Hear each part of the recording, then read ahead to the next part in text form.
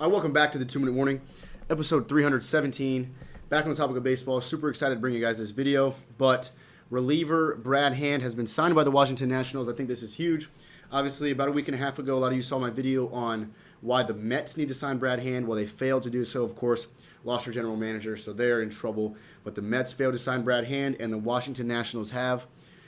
I'm going to talk about today what this means for the Nationals and whether this can take them back to the World Series. But before we get into that, question of the day: how many franchise World Series do the Washington Nationals have? Obviously, since they became the Nationals, not worried about the Expos. So how many World Series do the Washington Nationals have? That's the question of the day. Again, answer revealed at the end of the video, so stick around. Let's get right to it. 1 year, $10.5 million. Washington Nationals signed Brad Hand, again, lefty, top reliever in the league, right up there with Liam Hendricks. If you haven't watched that video, the White Sox have signed Liam Hendricks, so go check that one out. It was about 2 weeks ago.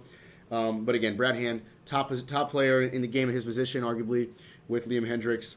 Last season, he posted a 2.05 ERA, had 29 strikeouts, only 4 walks through 22 innings.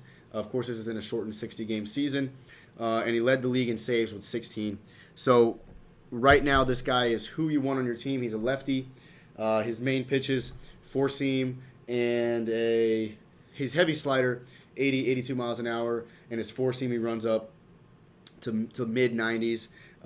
Those are his two main pitches, slider and a four-seam fastball. And he also mixes in a sinker, low 90s. And he throws a curveball, 75, 77 miles an hour, but it's pretty rare. So he mixes in a lot of pitches. And he's just a guy that when he's on the mound, hitters got to be scared to hit. It's got to be scared to face him. Huge guy. Of course, from the left side, he gets outs. So this is huge for the Nationals. I mean, when you look at their lineup, of course, this is a team that went to the World Series just in 2019. Their first World Series appearance. That kind of like gives away the question of the day. But they go to the World Series, of course, led by Howie Kendrick, who had some crazy breakout season. He's since gone. But led by Soto, who's still in the lineup, led by Anthony Rendon, who's also gone. So the main differences between this team now and the team in 2019 that won the World Series is Anthony Rendon, who has since gone to the Angels, and Howie Kendrick, who I'm not even sure where he's gone. He probably retired. He was old. So, I mean, you saw Howie Kendrick put the Dodgers away in the NLCS and put the Astros away at Minute Maid Stadium with that right field down the line home run. So Howie Kendrick was huge for this team when they won the World Series. So obviously they're missing him. But who have they picked up to try to replace that? Well, Kyle Schwarber, who was with the Cubs when they won in 2016, obviously hit sub 200 last year. Kyle Schwarber is not on fire right now, but he's showed that he can be good. I have him projected to be in the 2-hole next year. Obviously, the left side, he's a powerful hitter.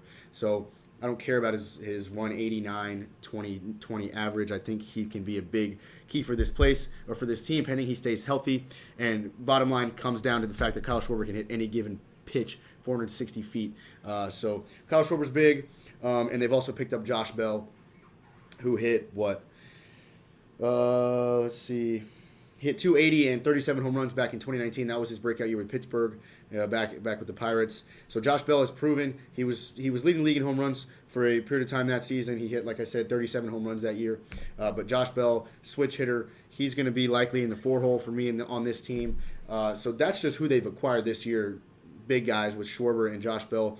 But their lineup is still held together with Trea Turner, the guy that you blink, you miss him run down the first baseline. He hit 12 home runs and hit 335 this past shortened season. And then, of course, the centerpiece of the lineup in Juan Soto, the young phenom. He hit 13 home runs and hit 351 last year. So that's right now the two key guys of this lineup hit over 330 last season. And then later down the lineup, of course, Josh Bell in the 4-hole I mentioned. I have Schwarber in the 2-hole. Starlin Castro, Yan Gomes, young outfielder, and Victor Robles, and Carter Kieboom. So this lineup is certainly solid, but I'm going to need Trea Turner and Josh Bell and Kyle Schwarber and, of course, Juan Soto to really step it up if this team wants to go to the World Series. And then to start off games on the mound, of course, they've just added Brad Hand to their bullpen, but starting pitchers, they've got, of course, Max Scherzer, the GOAT, one of the best starting pitchers in the game, even though he's getting old. 2013 AL MVP, and then 2016 and 17 National League MVP.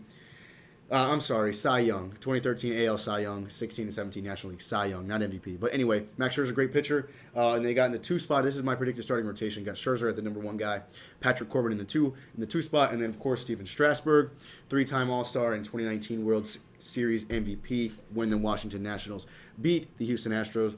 And then John Lester, who they've also acquired.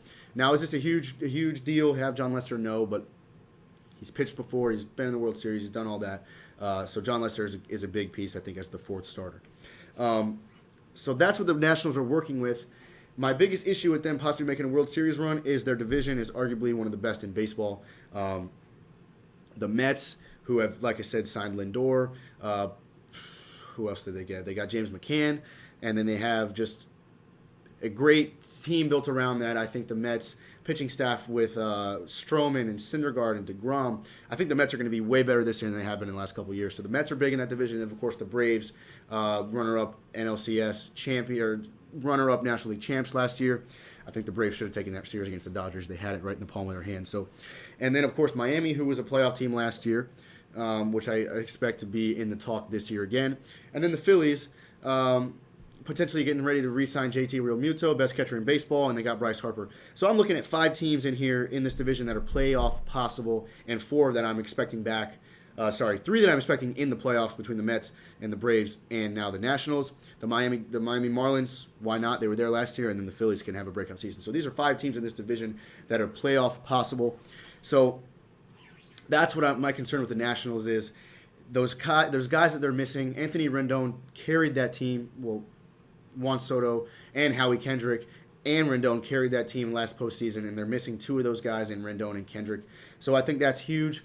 But Kendrick wasn't a guy that was top of the game. He just had a breakout postseason. Any of these guys can do that. Trey Turner, Schwarber, Soto, Josh Bell, Victor Robles could do the same thing. So this Nationals team has the base between Turner and Josh Bell and Schwarber and, of course, Soto, and they've got the possibilities to do something great this year.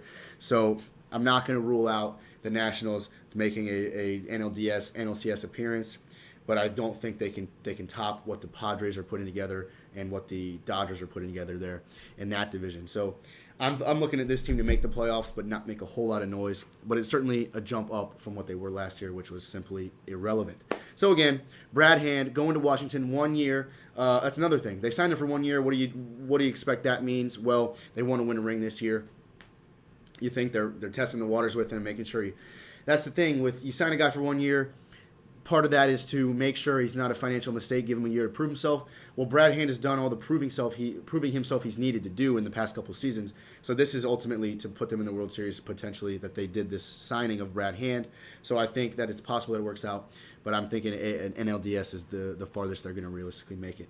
So again, Brad Hand signed. He's going to Washington. That's all for the video. Question of the day. I kind of already gave this one away, but if you're still here and waiting for the answer, 2005 is when the Nationals the Expos became the Nationals. So the Nationals have only been a team for 15 years. They have 1 NL championship and 1 World Series, and that was in 2019. So 1 championship ring they have. Thanks for watching, guys. 2-minute warning.